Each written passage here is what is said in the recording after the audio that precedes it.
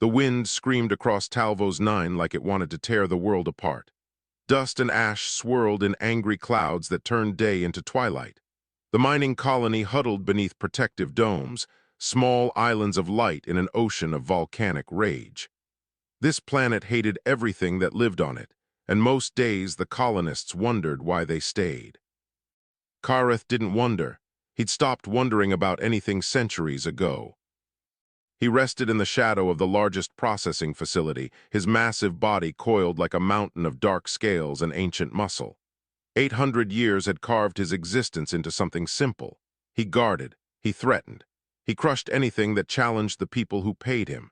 The miners walked long paths to avoid him. Children were taught his name as a warning. Even the colony's security teams gave his territory wide clearance. The Ashen Claw, they called him across 17 systems, a reputation earned in blood and fire, built on the bones of those who tested him. His copper eyes had watched civilizations rise and fall.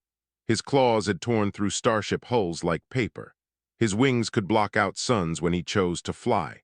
And in 8 centuries, not one living thing had ever approached him without fear or violence in their hearts. The storm intensified as evening fell. Lightning split the purple sky in jagged white scars. Kareth barely noticed. Weather was just another enemy that couldn't hurt him. Then the alarms started. Emergency landing protocols blared across the colony's communication system. A human freighter, damaged and desperate, dropping through the atmosphere too fast. Kareth watched with mild interest as the ship carved a burning trail through the clouds. It hit the landing pad hard, metal shrieking against concrete, pieces flying in every direction. The storm surge hit moments later, winds strong enough to knock grown adults off their feet. Colony personnel rushed toward the crashed ship in full environmental suits. The freighter's hull had split open in 3 places. People poured out into the screaming wind, families clutching whatever they could carry. Refugees, Kareth realized, running from something worse than this hellish planet. Among the chaos, a young couple stumbled down the freighter's ramp. The woman held something wrapped in thermal blankets close to her chest, while the man tried to shield them both from the flying debris. They made it perhaps 20 steps before a massive gust hit them sideways. The woman went down hard. The bundle flew from her arms and rolled across the tarmac. The man helped the woman up. They turned back for the bundle, but another wave of evacuees surged between them. Someone shouted coordinates for the emergency shelters. The crowd pushed forward. In seconds, the couple was swept away with the others, disappearing into the storm-dark colony. The bundle lay forgotten on the ground, already half buried in ash. Kareth watched it tumble in the wind, rolling closer to his position. Probably supplies, he thought. Humans always panicked and dropped things when danger arrived. He'd seen it countless times. They were fragile that way. The bundle came to rest against a broken piece of the freighter's hull, just at the edge of Kareth's shadow. It moved. His eyes focused. The thermal blanket had come partially unwrapped. Something small and pink squirmed inside. Soft sounds reached his ears, barely audible over the wind, not distress exactly, more like curiosity. A tiny human hand emerged from the blanket, fingers spreading and closing. The hand found purchase on the ground and pulled. The blanket fell away completely. An infant. The baby couldn't have been more than 8 or 9 months old, too young to walk but old enough to crawl. She pushed herself forward on unsteady arms, heading directly toward the shadow beneath Kareth's chest. Ash coated her dark hair. Her brown eyes were wide but not frightened. Kareth went completely still. This made no sense. Every instinct evolution had given this creature should be screaming danger. Even human adults knew better than to approach him. Yet here came this impossibly small thing, dragging herself across sharp rocks and debris like she'd found something interesting. She reached the edge of his shadow and paused, looked up. Kareth's face was 3 times larger than her entire body. His teeth could snap her in half without effort. One claw could pierce through her like she was made of mist. He'd killed things that terrified entire planets. He was death given scales and wings. The baby giggled. The sound cut through 800 years of certainty like it was nothing. She reached up with both hands toward his face, making happy noises that humans made when they found something they liked. Her fingers grasped at empty air between them. Kareth's mind went blank. This had never happened. Nothing in his entire existence had prepared him for a creature that should fear him, choosing instead to reach toward him with trust, so complete it bordered on stupid. The baby's arms got tired. She lowered them and looked around, seeming to notice for the first time that she was alone in a storm on a strange world. Her face scrunched up. She was going to cry. Before he understood what he was doing, Kareth lowered his head, brought his massive skull down until his snout was level with the infant. She immediately reached out and grabbed the ridge above his nostril with surprising strength. She pulled herself closer and pressed her face against his scales. The crying stopped. She made a satisfied sound and closed her eyes. Kareth felt her heartbeat against his face, impossibly fast and fragile, felt the trust radiating from her like heat. And something inside him, something he'd thought had died centuries ago, cracked open. The storm raged on through the night, but in the shadow of the galaxy's most feared predator, one human baby slept peacefully for the first time since leaving home. Dawn broke over Talvos 9 with the storm finally exhausted.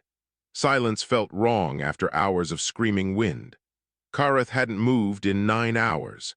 His muscles ached from holding the same protective curl around the sleeping infant, but moving might wake her, and something about that felt worse than any physical discomfort. She stirred as sunlight crept across the landing pad, stretched like all small creatures did when waking, opened her eyes and looked directly at him. For a frozen moment, Kareth waited for the fear to arrive, for her young mind to finally understand what he was. Instead, she smiled, reached up to pat his snout with one small hand. His chest made a sound he didn't recognize, almost like the purring noise he'd heard felines make, but deeper, resonating through his entire body. The baby seemed delighted by this, pressing her ear against his scales to feel the vibration. In the distance, voices carried across the empty space, shouting, desperate and raw. The baby's parents. Kareth felt something twist in his chest. He'd spent the night discovering what it meant to have something trust him completely, and now he had to return her. Had to watch that trust transfer back to where it belonged. The rational part of his mind knew this was correct, the part that had spent the night. Feeling her heartbeat against his scales, wanted to wrap his wings around her and never let go. The voices grew closer. Colony workers emerged from between the buildings, spreading across the landing pad in search patterns. At the center, a young man and woman moved with the frantic energy of parents who'd lost everything that mattered. One of the workers spotted Kareth and froze, held up a hand to stop the others. The entire search party went still. Kareth knew what they saw, the monster, the legend, the thing their children had nightmares about, and somewhere near him a missing baby. The young woman saw her daughter and made a sound that no language had words for. She started running before anyone could stop her. The young man caught up to her, both of them sprinting towards certain death because their child was in its shadow. They stopped 3 body lengths away, close enough to see but far enough to maybe escape if he attacked. Close enough to see their daughter perfectly safe, curled against his chest, playing with the edge of his wing like it was a blanket. The woman's legs nearly gave out. The man caught her, they stared. The baby noticed her parents and made happy sounds, but she didn't crawl toward them. Instead, she patted Kareth's scales again, as if showing them something she'd found. Kareth had fought in wars, had faced down armadas, had stared into the eyes of creatures that could crack planets. None of it compared to the difficulty of what he had to do next. Slowly, with more care than he'd ever shown anything, he extended his front claws under the baby and lifted her. The crowd gasped. Some of the workers reached for weapons they didn't have. But Kareth just held the infant in his claws like she was made of glass and starlight and carefully extended his arms toward her parents. The woman stepped forward on shaking legs, reached out, took her daughter back. For exactly 3 seconds, the baby seemed confused. Then she realized what was happening and immediately reached back toward Kareth, making distressed sounds. She squirmed in her mother's arms, little hands grasping for the dragon she'd spent the night with. The woman looked at her daughter, looked at Kareth, looked at her husband with an expression that said she was seeing something impossible.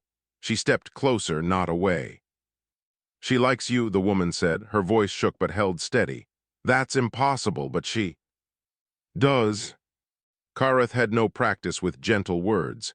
His voice came out like distant thunder, unused to softness. The impossible happened when she was not afraid. The baby continued reaching for him, making upset sounds. Before he could think better of it, Kareth lowered his head again, brought his snout close enough for her to touch. She immediately pressed both hands against his scales and smiled through her tears.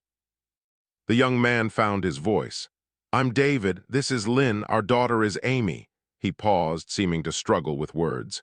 "You kept her safe through the storm." "She crawled into my shadow," Kareth said. "I could not let harm find her there." Lynn shifted Amy in her arms, studying Kareth with eyes that reminded him of her daughter's. Unafraid but calculating, seeing something others missed.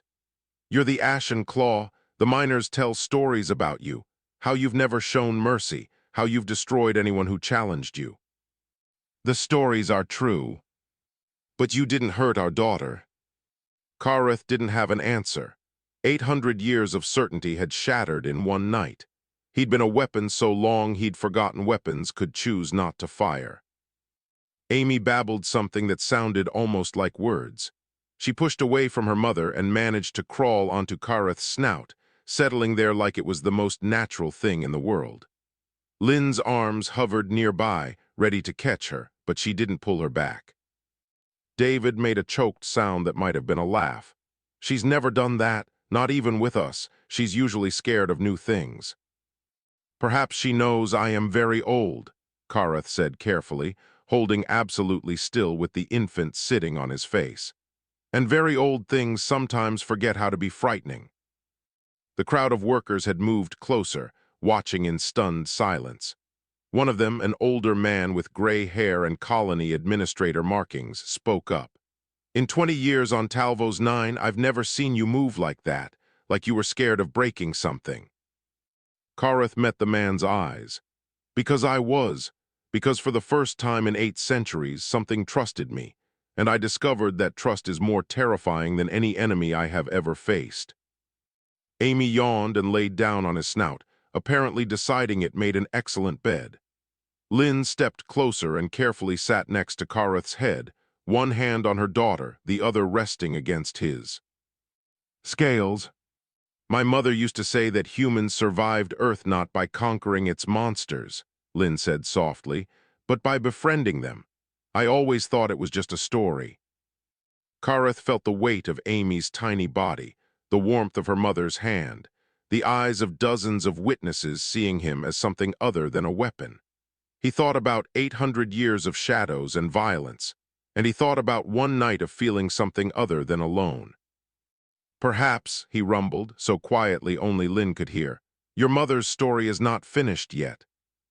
3 weeks changed everything.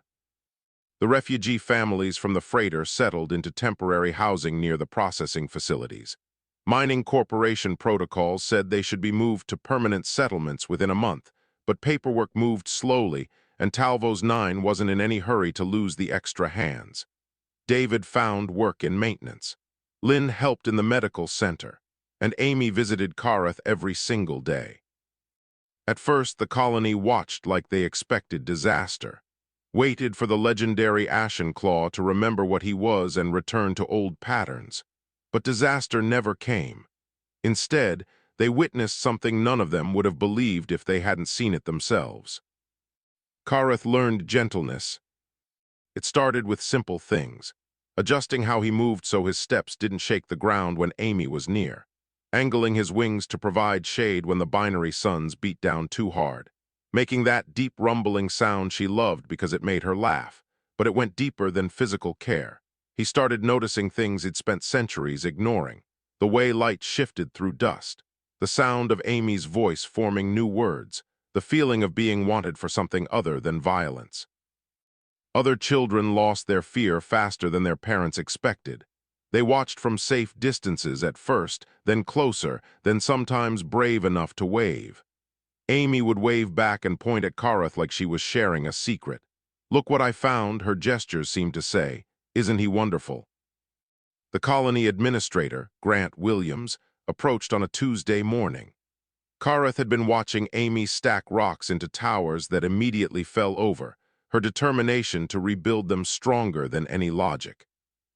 "Mining corporations sent new orders," Grant said without preamble. "They want you gone." Kareth's copper eyes focused on him. "I have honored every term of our contract."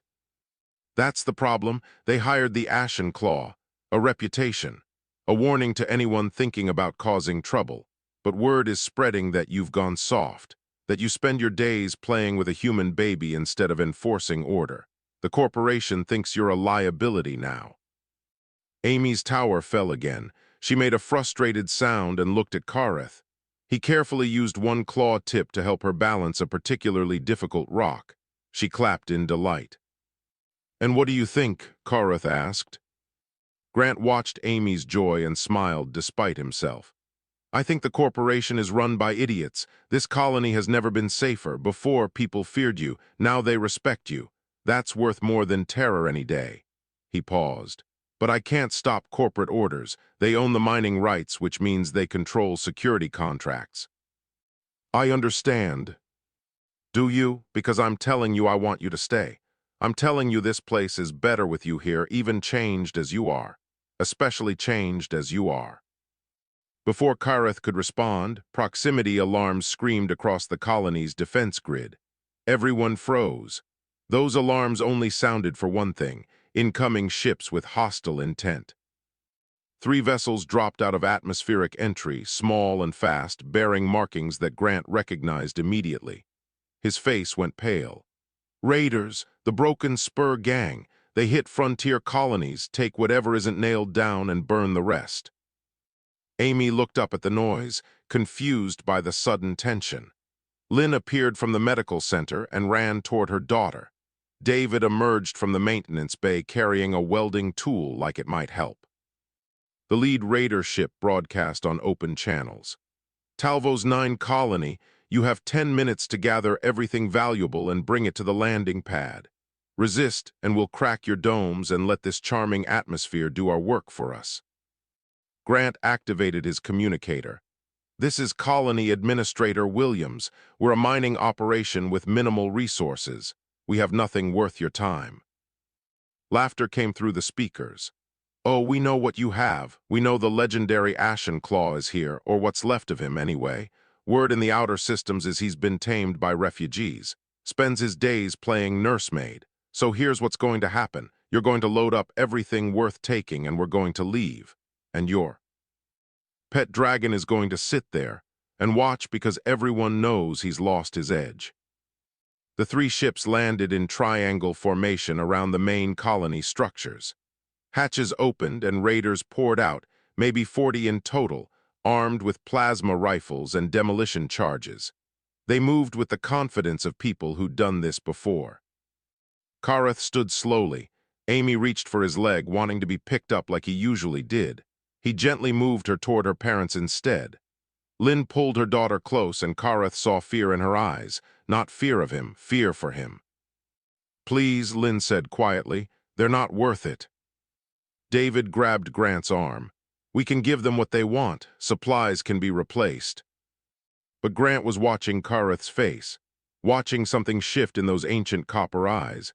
Not rage, not the mindless violence of old instincts. Something focused and precise and absolutely certain. Amy squirmed in her mother's arms. She didn't understand why Kareth wouldn't hold her. She called out to him, using the special babbling sound she'd started making that only came when she saw him. One of the raiders laughed. "Is that the mighty Ashen Claw playing baby games while we rob him blind?" Kareth spread his wings fully for the first time in 3 weeks. The movement created a shadow that swallowed half the colony. He rose to his full height, and suddenly everyone remembered exactly how massive he actually was. The ground trembled. The air itself seemed to hold its breath.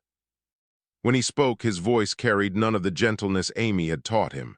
It rolled across the colony like thunder before an avalanche. Ancient, absolute, final. You may test whether gentleness means weakness. I do not recommend it. The lead raider actually took a step backward before catching himself. You're bluffing. Everyone knows you're domesticated now. Kareth's eyes blazed like molten copper. I was never domesticated. I was unused. My strength had no purpose beyond causing pain, but now I have something worth protecting, and you have made the fatal mistake of threatening it. He looked at Amy one last time. She had stopped crying, watching him with those trusting brown eyes.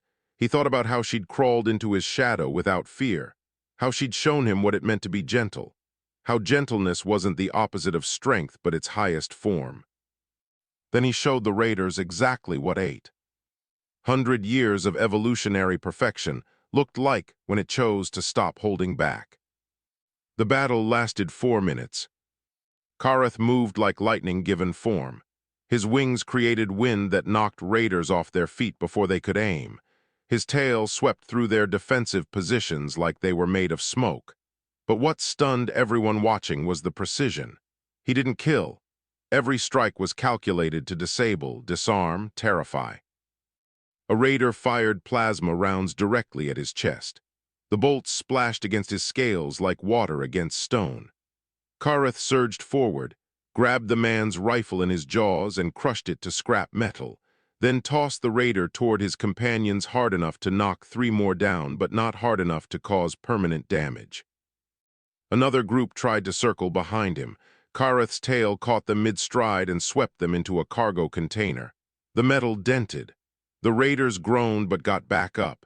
He could have killed them all in seconds. Instead, he was teaching them a lesson. The lead raider, braver or stupider than the others, charged forward with a plasma blade. Kareth let him get close, let him swing, let the blade connect with his foreleg. The weapon shattered against his scales without leaving a mark. Kareth lowered his head until his snout nearly touched the raider's face. I have stood in the heart of dying stars, Kareth said, his voice quiet now, which somehow made it more terrifying.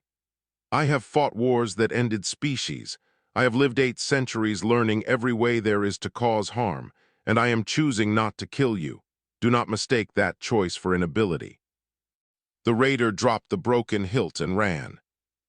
His crew followed. They scrambled back to their ships, firing cover shots that did nothing except score the ground. Engines screamed to life.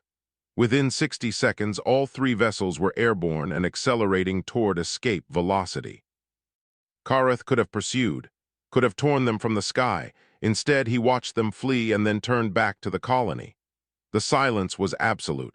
Every person stood frozen, remembering stories they'd half dismissed as exaggeration, seeing proof that the legends weren't just true but had somehow been understatements.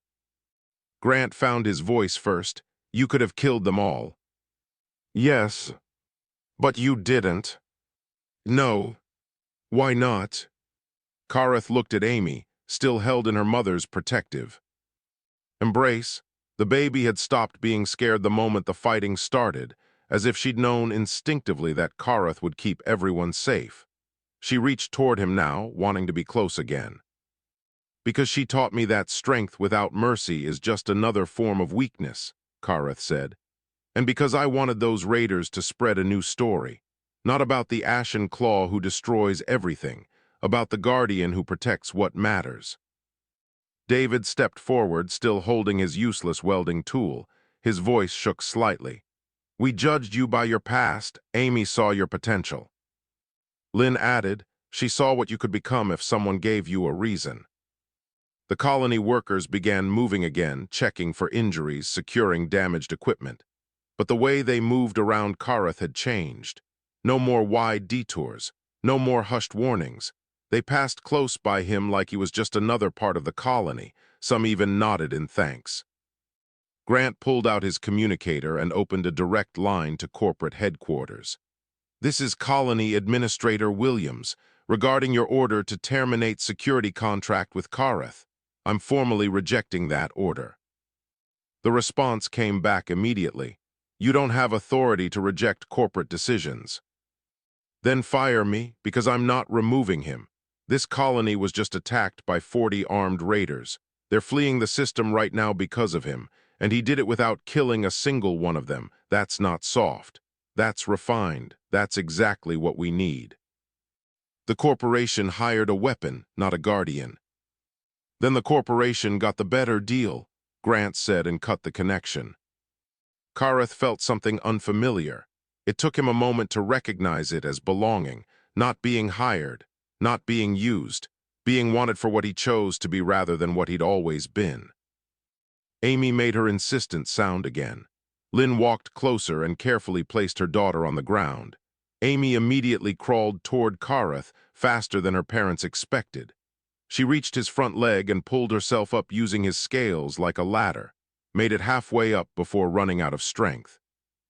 Kareth helped with one careful claw, lifting her to his shoulder. She settled there like she'd found her favorite spot in the universe. Started babbling the story of the scary ships and the loud noises, her words too young to make sense but her excitement. Perfectly clear. Over the next week, something shifted in Talvos 9.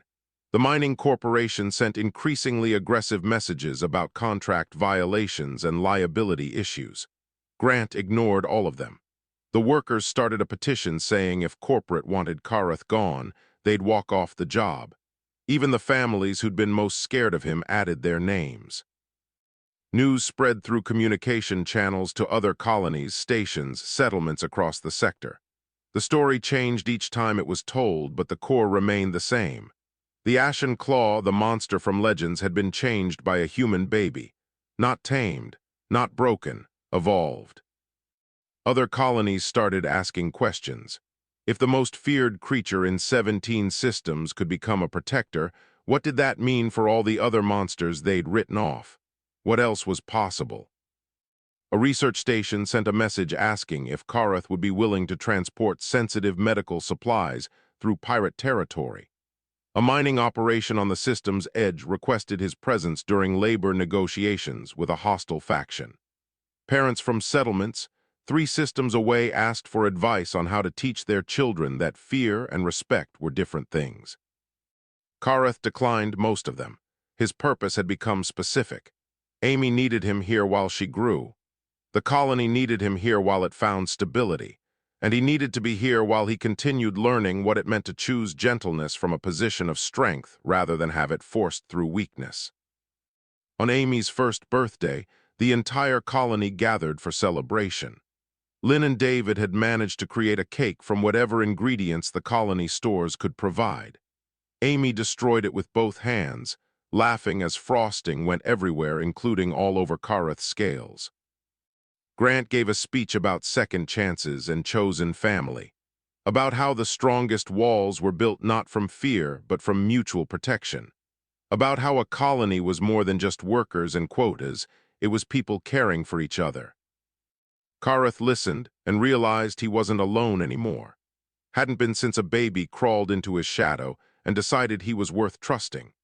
800 years of isolation had ended not with grand gestures or destiny, but with one small human seeing potential where everyone else saw only threat.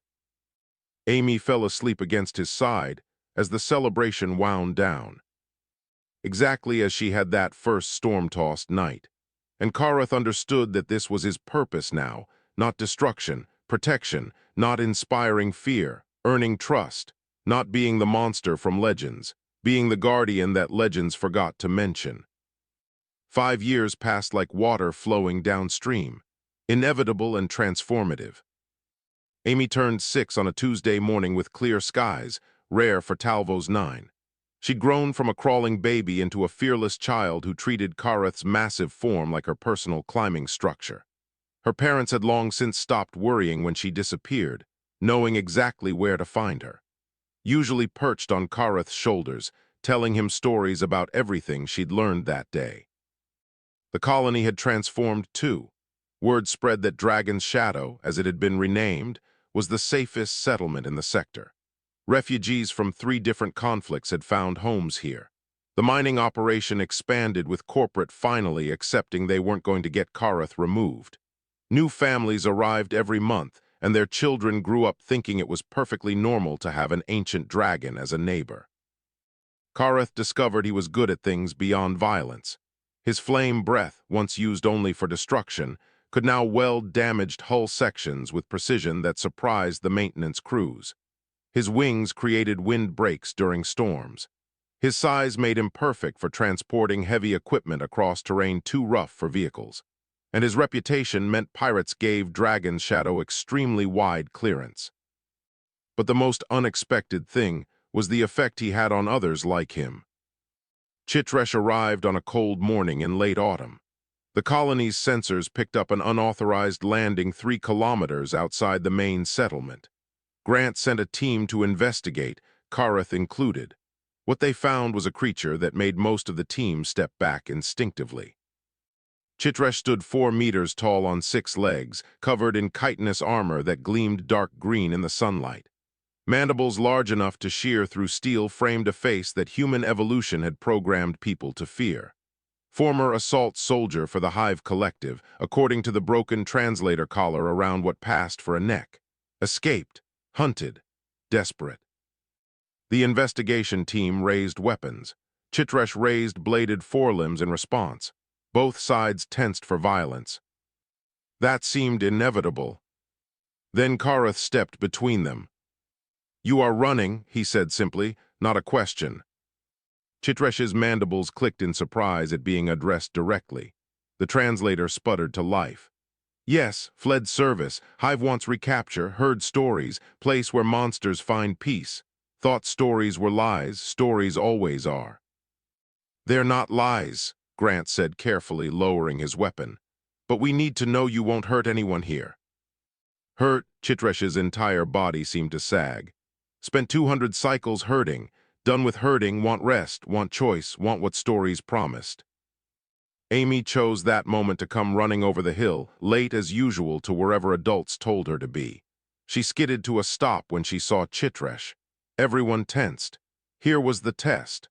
A child encountering exactly the kind of creature that nightmares were made from. Amy walked straight toward Chitresh with zero hesitation. "Are you a friend of Kareth's?" The translator took a moment to process the question. Chitresh looked at Kareth, then at the small human, then back at Kareth. "Not yet friend, just arrived." "Well, any friend of Kareth's is my friend too," Amy announced with the absolute certainty only 6-year-olds possessed. "I'm Amy. Do you want to see the colony? We have the best sunset view in the whole sector. Kareth showed me."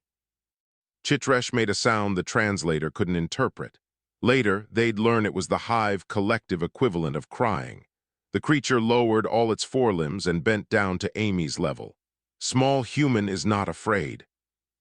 "Why would I be afraid? You look sad, not scary." David arrived a moment later, slightly out of breath from chasing his daughter. He took in the scene and seemed to understand immediately what was happening. He'd seen it 5 years ago with Kareth. His daughter had a talent for seeing past what things looked like to what they actually were. "Welcome to Dragon's Shadow," David said, offering his hand to Chitresh. "We have a spare housing unit that should fit you. It'll need modifications, but we're good at that here." Over the following weeks, Chitresh integrated into colony life with the same careful adjustment Kareth had made. Turned out the creature was brilliant with mathematics and helped optimize the mining operations for 30% better yield. Also turned out Chitresh loved music, spending evening hours in the colonies. Recreation center, listening to whatever anyone would play. And Chitresh was just the first. A crystalline being named Shale arrived 3 months later. Former weapon of a now-dead empire, capable of generating gravity fields strong enough to crush starships. Found peace helping with construction projects, creating supports that would last centuries. Then came Broken Wing, a reptilian flyer who'd been a courier for criminal organizations. Started teaching colony children about atmospheric patterns and weather prediction. By the end of the year, Dragon's Shadow had become something unprecedented. A settlement where the galaxy's unwanted, the creatures everyone else feared or used or discarded, could come and simply be. Not because they were captured or reformed or controlled, but because someone had shown them that transformation was possible. Amy moved through all of it with the same fearless acceptance she'd shown Kareth, made friends with Chitresh, and taught the Hive collective member human games, convinced Shale to create crystal sculptures that caught the sunset, flew on broken wings back with her parents screaming from the ground until they saw how careful the former criminal was with precious cargo. Galactic Council representatives arrived to study what they called the Dragon's Shadow phenomenon. They interviewed colony members trying to understand how it worked, how creatures engineered for violence found peace, how fear transformed into trust. David met with them, speaking as the unofficial ambassador for the colony. "You're asking the wrong question," he told them. "You want to know how we changed them, but we didn't. They changed themselves. We just gave them something no one else did."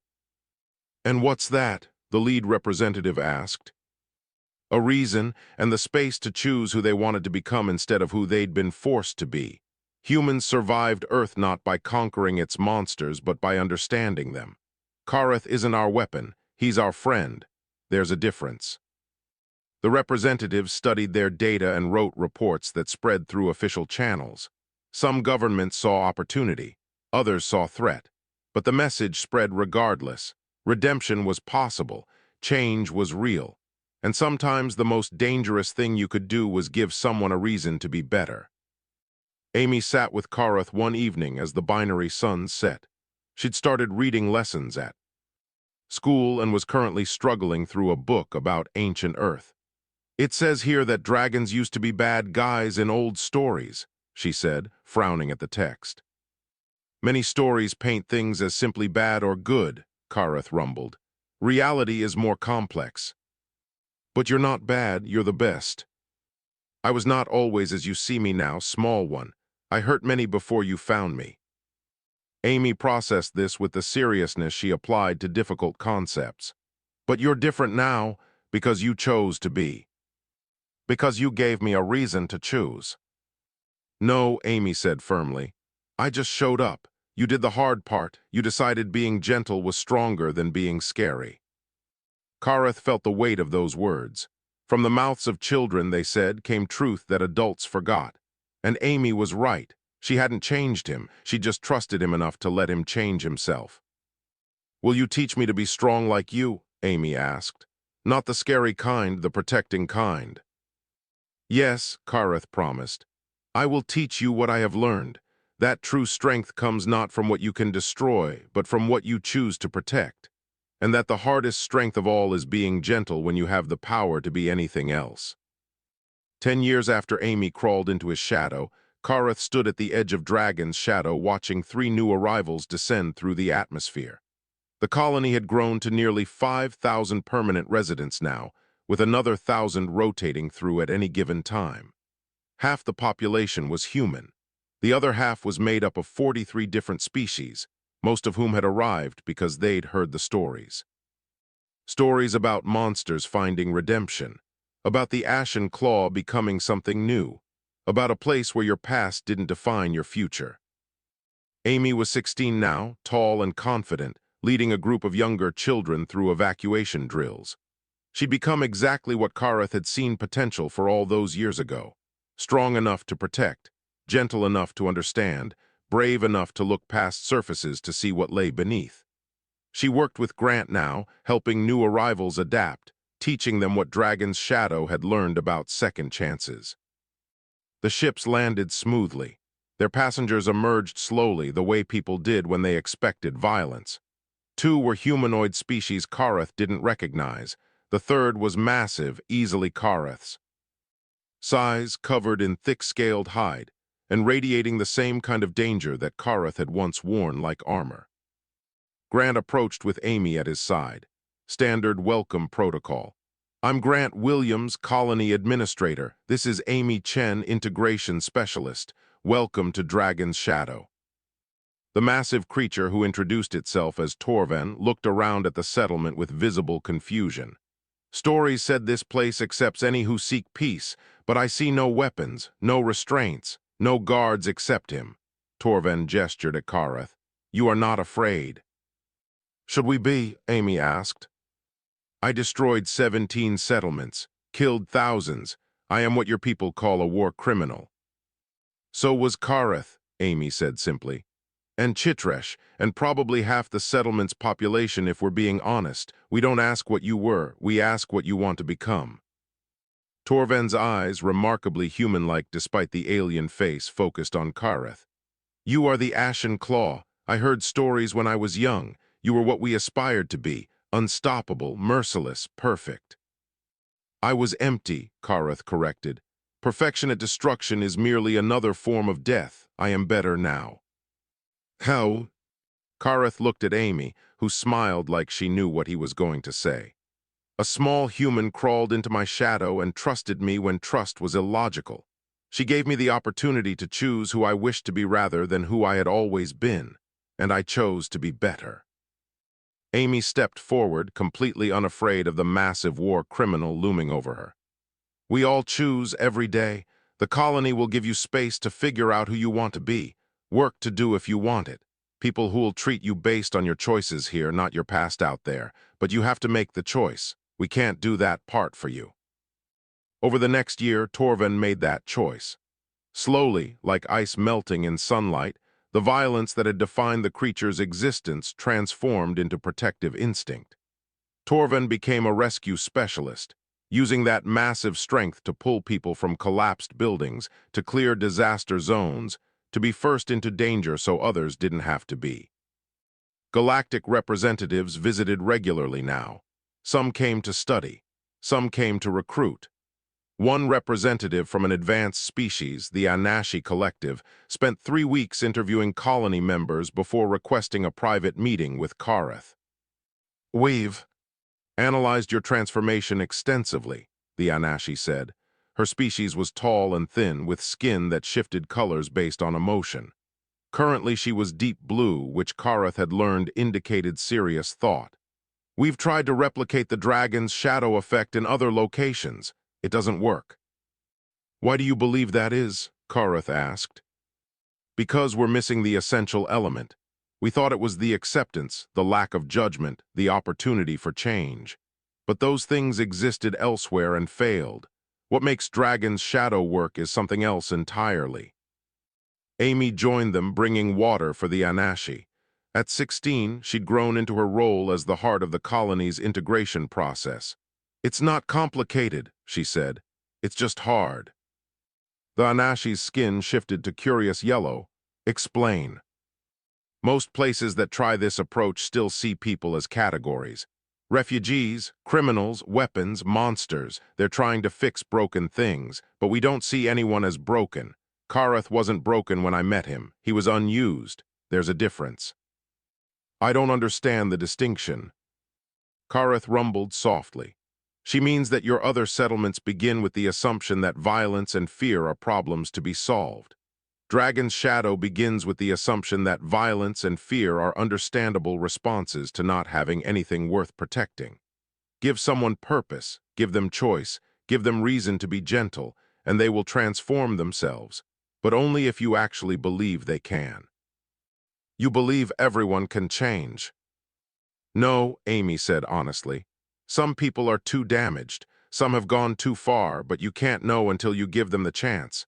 And if you don't believe in them, they won't believe in themselves. The Anashi departed with more questions than answers, but her report would spread through diplomatic channels. Other colonies would try, and some would succeed. Not all, never all, but enough to matter. Enough to prove that redemption wasn't just possible, but natural when conditions allowed. Amy's 17th birthday arrived during harvest season. The colony threw celebrations that lasted 3 days because Amy had touched nearly every life in Dragon's Shadow in some way. She'd helped Torven find peace. She'd taught Chitresh human music. She'd shown Broken Wing that freedom didn't mean isolation. And she'd never stopped being the fearless child who crawled toward danger because she saw potential instead of threat. On the final evening of celebration, as both suns set and filled the sky with colors that still amazed Kareth after a decade of watching, Amy found him at their usual spot overlooking the colony. Do you remember when I was little and asked you to teach me to be strong? She said, settling against his side like she always had. I remember everything from the moment you entered my shadow. I think I understand now what you meant, about being gentle when you have power to be anything else. It's not about being weak or nice. It's about having enough strength that you don't need to prove it, that you can choose kindness because you're secure enough in yourself that you don't have to hurt things to feel strong. You have become the teacher, Kareth said softly. Because I had the best teacher.